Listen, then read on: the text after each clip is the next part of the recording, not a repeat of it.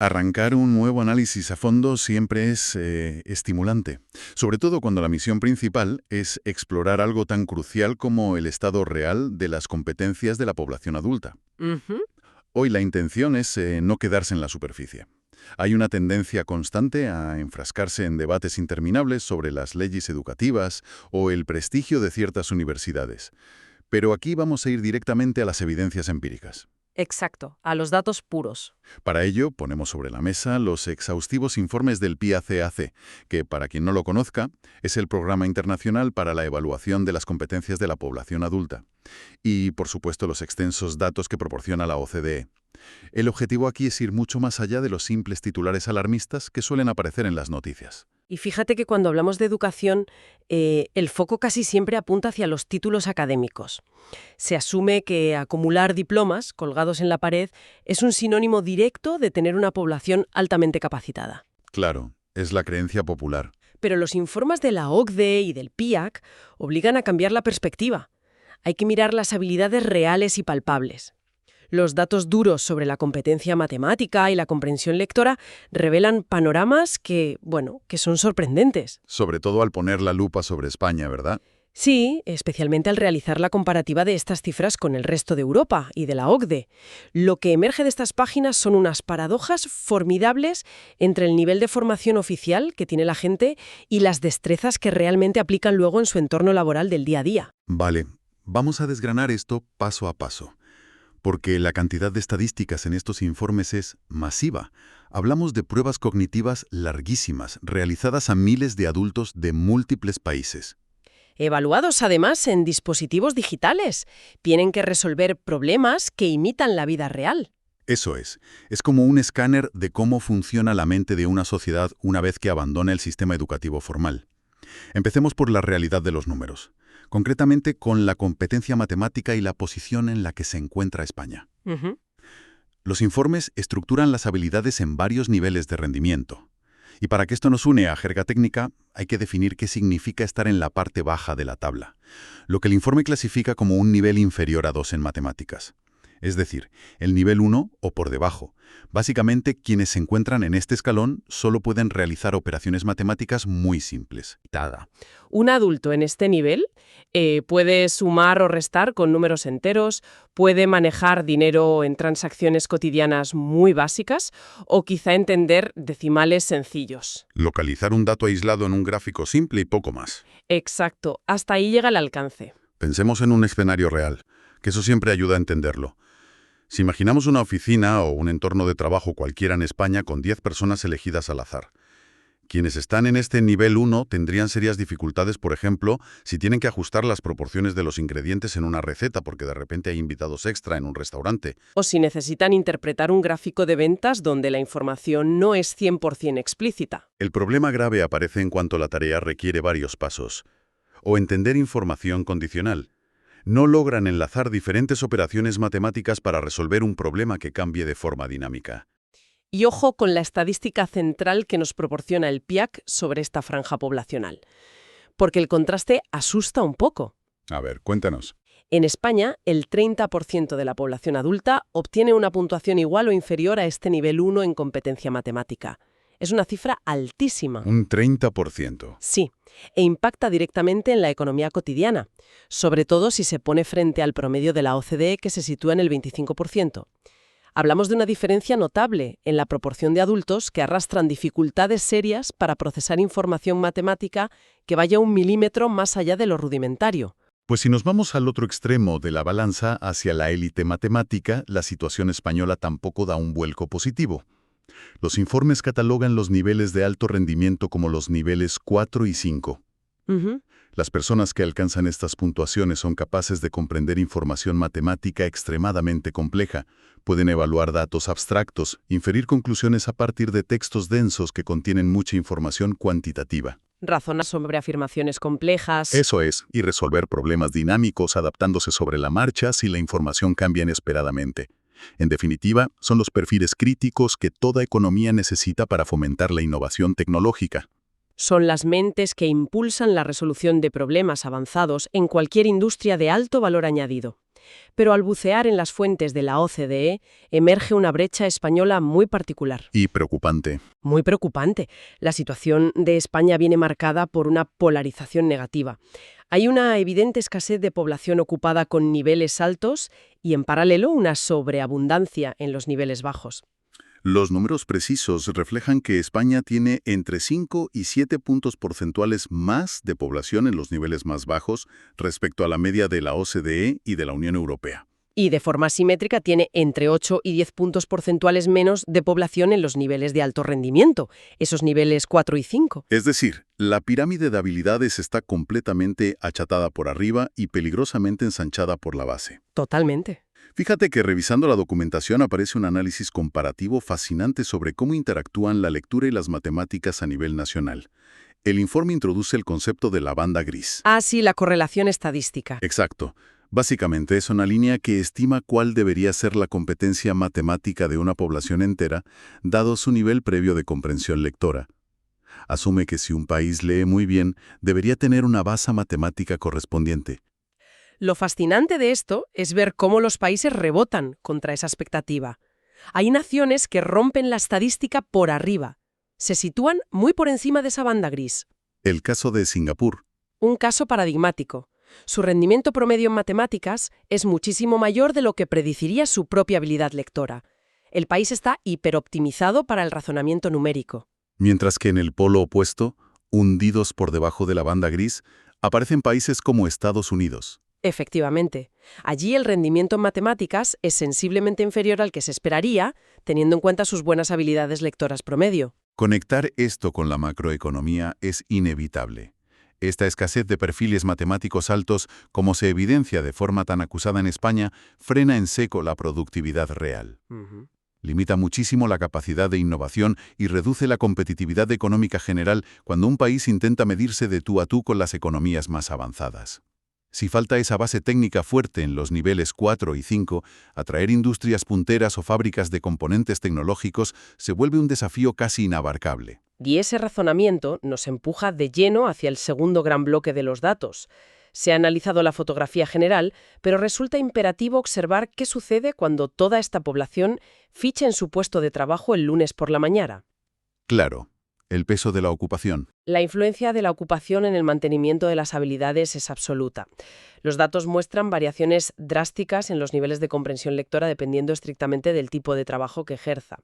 Para ordenarlo, el informe desglosa el mercado laboral en 3 grandes categorías. Primero, las ocupaciones no manuales semicualificadas, donde encajaría el grueso de los perfiles administrativos o trabajadores de atención al público. En segundo lugar, las ocupaciones manuales semicualificadas, que agrupan a trabajadores agrícolas cualificados u operarios de maquinaria. Y por último, las ocupaciones básicas o elementales, donde se sitúan peones, personal de limpieza o mozos de almacén. Como es de prever, en la mayoría de los países evaluados, la diferencia en los resultados de las pruebas de lectura está fuertemente atada a estas categorías. Sí, la comprensión lectora cae en picado, se desploma, literalmente, cuando se evalúa a los adultos que desempeñan ocupaciones básicas.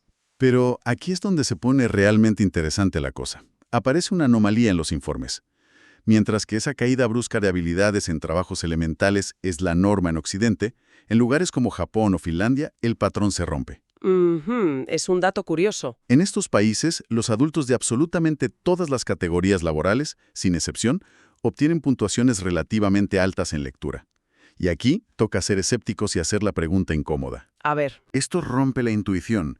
Si alguien está trabajando de peón en la construcción o limpiando un edificio de oficinas en Helsinki o Tokio, su día a día físico no le exige leer informes financieros. ¿Cómo es estadísticamente posible que mantengan un nivel de comprensión lectora tan alto haciendo exactamente el mismo trabajo puramente manual que hunde las estadísticas en otros países? Bueno, los textos sugieren una respuesta que gira en torno al concepto del mantenimiento de las competencias. Y proponen una analogía espléndida.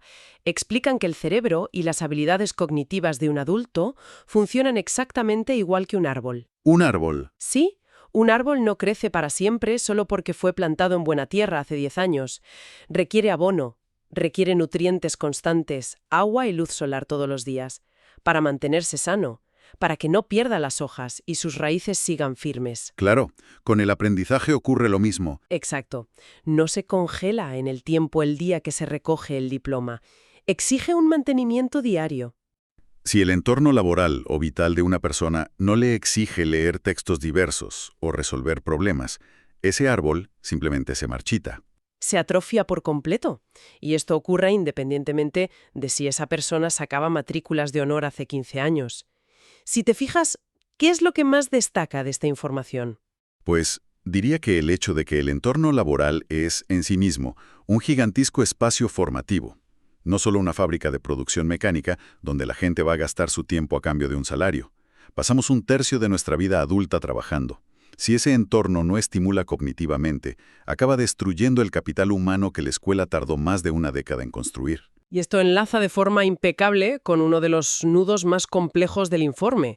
Porque si el entorno laboral es el responsable de regar o secar las habilidades, se genera un conflicto inmenso cuando el trabajador posee un nivel educativo oficial muy superior al que requiere su silla en la oficina. Entonces, ¿qué significa todo esto? Cuando el informe ahonda en lo que denominan desajuste laboral, se refiere simplemente a la típica queja de que hay demasiados universitarios en puestos que no requieren título. Va mucho más allá de la mera cantidad de diplomas. El desajuste laboral implica un mal encaje funcional. Piensa en ello como tener el motor de un coche de Fórmula 1 instalado en un utilitario que está obligado por ley a circular siempre a 20 km/h en un atasco. Se va a estropear. No solo un desperdicio de potencia, es que a la larga ese motor se carbonilla, sufre y acaba perdiendo sus prestaciones originales. Tener un título de educación superior no garantiza en absoluto que se estén utilizando niveles altos de competencia. Si el trabajo consiste en tareas rutinarias que no exigen pensar, las destrezas se oxidan. Y aquí hay que hacer un inciso importante. Al explorar las causas de este desajuste, los informes de la OCDE entran en un terreno sociolaboral delicado, señalando directamente a la temporalidad en España. Ojo, en este punto nosotros nos limitamos estrictamente a desgranar lo que argumentan los autores de las fuentes, que utilizan a España como un caso de estudio sobre las consecuencias de la inestabilidad. Sí. Los textos de la OCDE sostienen que la tasa de temporalidad laboral extrema que históricamente ha mantenido España, rondando cifras crónicas de entre el 23 y el 30%, crea un círculo vicioso devastador para el capital humano. El análisis que hacen es puramente económico y conductual. Argumentan que, por un lado, los empleadores no tienen el más mínimo incentivo para invertir en la formación continua de trabajadores con contratos temporales. Claro, desde la lógica de la empresa, anticipan que ese trabajador saldrá pronto de la plantilla, así que invertir en mejorar sus habilidades se percibe como tirar el dinero. Pero la contraparte es igual de paralizante. Los propios trabajadores invierten mucho menos esfuerzo en formarse por su cuenta porque son conscientes de la cruda realidad estadística. Según mencionan las fuentes, la tasa de conversión de contratos temporales a contratos indefinidos apenas ronda un minúsculo 5%. Con ese horizonte, la motivación para mantener el árbol de habilidades frondoso desaparece. Los autores del informe concluyen que esta falta de estabilidad penaliza de forma directa el rendimiento en los test del PIAC. Es una pérdida neta de agilidad mental a nivel nacional. Y profundizando en las encuestas sobre las tareas reales que efectúa la gente en su jornada, los datos sobre España revelan otra paradoja formidable. A ver. Al analizar a personas con título universitario que declaran ocupar formalmente puestos de nivel directivo o de gerencia, hay un porcentaje notable que confiesa que su día a día consiste en tareas muy básicas. Hablamos de usar calculadoras simples, rellenar hojas de cálculo elementales o leer correos muy sencillos, sin apenas tocar el pensamiento crítico. Y nuevamente es necesario poner sobre la mesa lo que muestran los datos del PIAC respecto a las brechas demográficas dentro de este mismo desajuste. Los registros estadísticos apuntan de forma imparcial a una marcada brecha de género. Este dato es clave. En todos los grupos educativos analizados, el porcentaje de mujeres universitarias que declara realizar en su trabajo solo tareas básicas o ningún tipo de tarea cognitiva avanzada es significativamente superior al porcentaje de hombres en su misma franja educativa. Incluso al llegar a los puestos altos de la jerarquía, los números indican que la subutilización de capacidades golpea de forma mucho más acusada al talento femenino.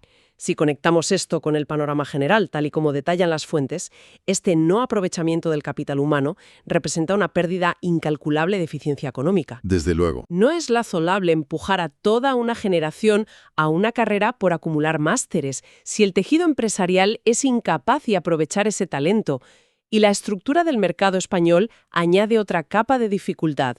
El tamaño de la empresa influye drásticamente. Los informes documentan que un trabajador cualificado en una microempresa, de entre 1 y 10 empleados, tiene un 10% más de probabilidad de estar sobrecualificado para sus tareas que alguien en una corporación de más de 1.000 empleados. Claro, una empresa inmensa tiene un mercado laboral interno sofisticado, puede reubicar el talento, mover a un ingeniero de un departamento estancado a uno de innovación. Para que el Fórmula 1 pueda acelerar. Exacto. Pero una pyme de 4 empleados tiene una estructura rígida. El universitario entra a hacer contabilidad básica y ahí se queda, atrapado en la rutina, marchitando sus competencias. Es una síntesis perfecta de la realidad que ocultan las grandes cifras. Nos demuestra que la riqueza formativa de un país no puede medirse únicamente contando cuántas aulas llenas de estudiantes tiene. La prueba del algodón está en lo que hacen esas mentes una vez que cruzan el umbral del mercado laboral. Llegados a este punto, recopilar los hallazgos principales de este análisis resulta fundamental. Por un lado, está claro que existe un reto monumental en la cúspide de la competencia matemática. La carencia de perfiles en los niveles 4 y 5 frena la capacidad de competir en la liga de la innovación, mientras una gran masa de la población adulta se estanca en el nivel 1. Por otro lado, la metáfora del árbol ha dejado claro que un trabajo mecánico atrofia capacidades como la comprensión lectora, si no hay un fomento externo del aprendizaje. Y finalmente, el choque frontal entre una población muy formada y un mercado laboral lastrado por la temporalidad y la rigidez de las microempresas genera un desajuste masivo. Un escenario donde los motores de alta gama van en primera marcha. Algo que además penaliza todavía más a las mujeres. Y para cerrar este análisis a fondo, hay un pensamiento final que surge al cruzar estos informes con el ritmo actual del mundo. Sabiendo que la inteligencia artificial generativa y la automatización avanzada están aprendiendo a ejecutar en milisegundos casi todas las tareas cognitivas y matemáticas que corresponden a los niveles 1, 2 e incluso 3 de estas pruebas, Esta plantea una pregunta importante. si las máquinas ya redactan informes, calculan presupuestos y procesan facturas rutinarias, ¿qué ocurrirá en un futuro inminente con ese 30% de la población adulta que actualmente no logra superar el nivel 1 en matemáticas? Es una situación muy delicada. Es posible que estemos a las puertas de una nueva forma de exclusión social, donde la pura agilidad cognitiva y la adaptabilidad extrema sean la única moneda de cambio válida para sobrevivir económicamente. Es una inquietud colosal que dejamos flotando para la reflexión de quienes nos escuchan. Hasta el próximo análisis.